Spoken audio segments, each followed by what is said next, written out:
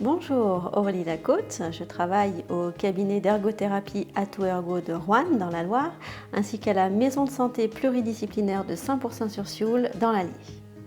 Nous sommes toutes des ergothérapeutes diplômés d'État et nous avons toutes également une activité au moins en partie libérale. Nous travaillons surtout avec des enfants et ce sont eux qui vont être au cœur des vidéos que nous allons vous présenter. Les enfants que nous suivons ont tous des difficultés par rapport aux mêmes enfants de leur classe d'âge.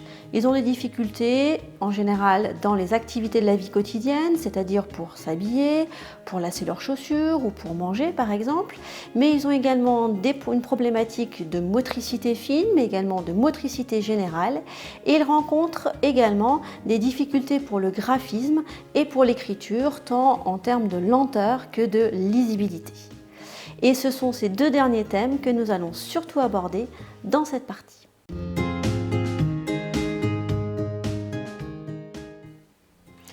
Compte tenu de la situation actuelle, les séances que nous menons d'habitude au cabinet ou en école et en collège sont suspendues. C'est pourquoi en fait nous avons décidé de construire et de filmer ces petites vidéos pour aider les parents d'une part à comprendre les difficultés rencontrées par leurs enfants dans le cadre scolaire, et on sait combien en ce moment ils vont eux-mêmes y être confrontés, et puis dans un deuxième temps pour les aider à intégrer quelques principes de rééducation au quotidien pendant toute la durée du confinement. Pour cela, aujourd'hui, première étape, nous allons décortiquer un bilan d'ergothérapie pour savoir le lire et savoir le comprendre.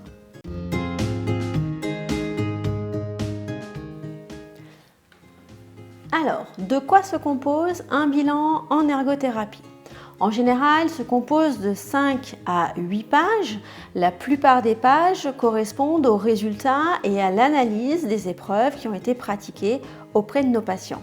Et il y a toujours également une page de conclusion. C'est à cette partie que nous allons nous intéresser aujourd'hui.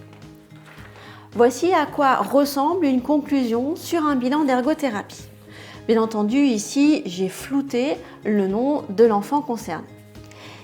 On voit qu'il y a toujours certains thèmes qui sont systématiquement abordés et ce sont eux qui vont nous intéresser dans ces vidéos. Et pour finir, nous avons une conclusion générale ainsi que des objectifs de travail en ergothérapie si bien entendu cela s'avère nécessaire par la suite.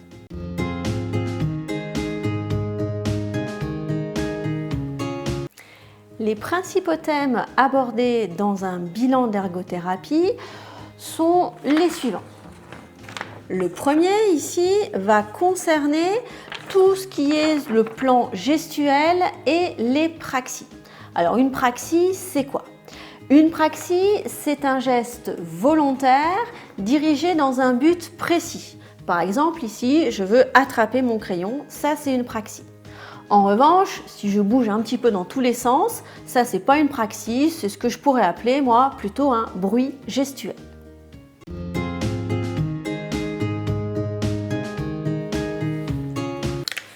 Le deuxième thème, ici présenté, concerne la sphère visio-spatiale, c'est-à-dire tout ce qui est du domaine du repérage, soit en 3 dimensions, soit en 2 dimensions.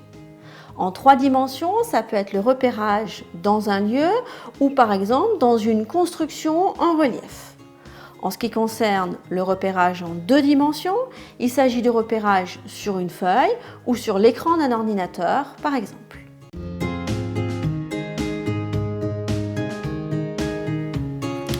Le troisième thème, qui est assez développé, concerne le graphisme et les activités d'écriture. Les informations que nous allons apporter dans ce thème concernent la vitesse d'écriture, mais aussi la qualité de l'écriture. En plus, nous allons également regarder la posture que l'enfant adopte pour écrire et nous allons également décortiquer son geste graphomoteur.